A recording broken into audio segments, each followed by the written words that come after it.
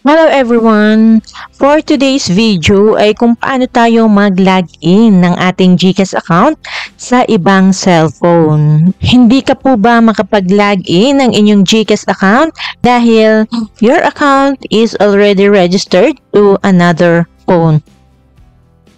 Okay, so ano po ba ang dapat natin gawin nang sa ganun po ay makapag-login tayo gamit ang ibang phone? Okay, kung ikaw po ay interesado, tumutok ka lang po dito sa channel and please do subscribe and click the bell icon.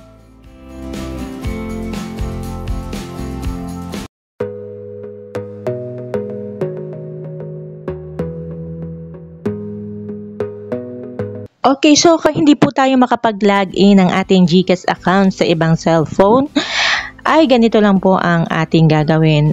Okay, so ang una po ay i-open po natin itong ating GCash application na kung saan ay nandito po naka-login or naka-register ang ating GCash account. Okay, open po natin.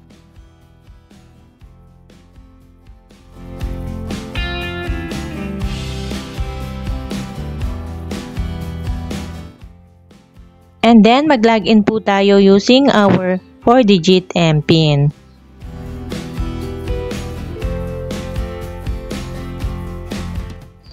And then dito guys ay click natin tong profile. And then i-click po natin tong settings. Okay, click po ulit natin tong account secure.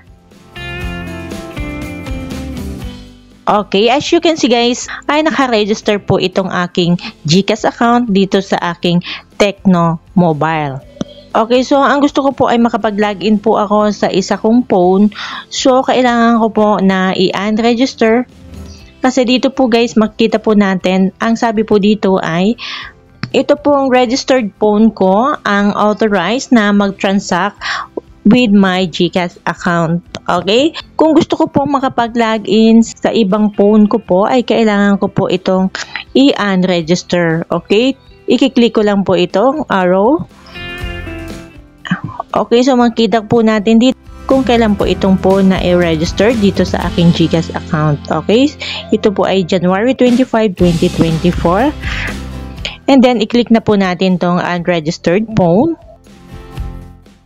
Okay, and then nagtatanong po guys, kung sure po ba daw tayo na i-unregister na po natin itong phone? Once confirmed, the phone will be logged out. Okay, click na po natin to.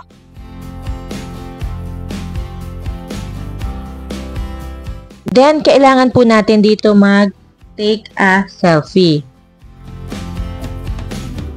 Okay, make sure guys na yung inyo pong selfie is within the frame.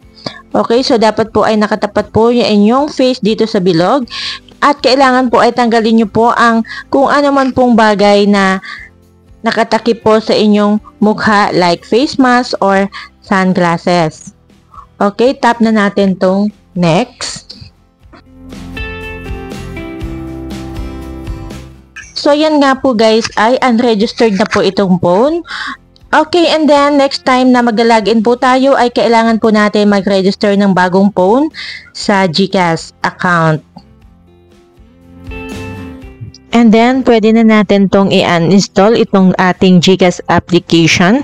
Kasi mag-login po tayo or mag-i-install po tayo ng another GCash application sa ibang phone. Okay, then kapag may bago na po kayong phone, ay i-download nyo po ang inyong GCash. Okay, so hanapin nyo lang po ang inyong GCash and install nyo po ito sa inyong bagong phone.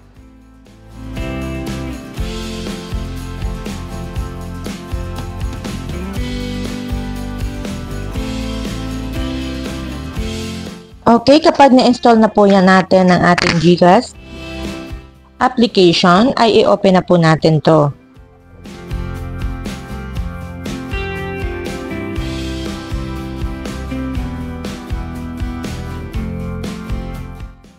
Then, i-click lang po natin tong okay. Then, allow.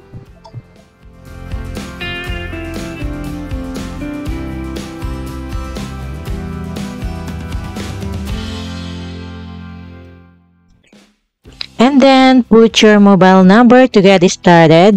Ang ilalagay po pala natin dito ay yung GCash mobile number natin na ni-unregister po natin kanina sa isang phone.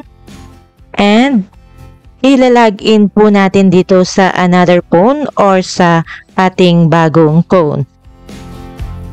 Okay, then ilagay na po natin ang ating GCash mobile number. And then click next.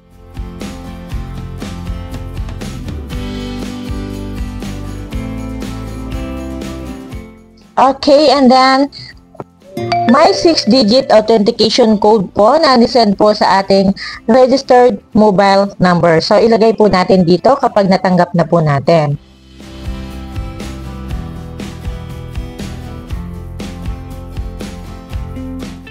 Okay, and then maglagay na po tayo ng ating MPIN.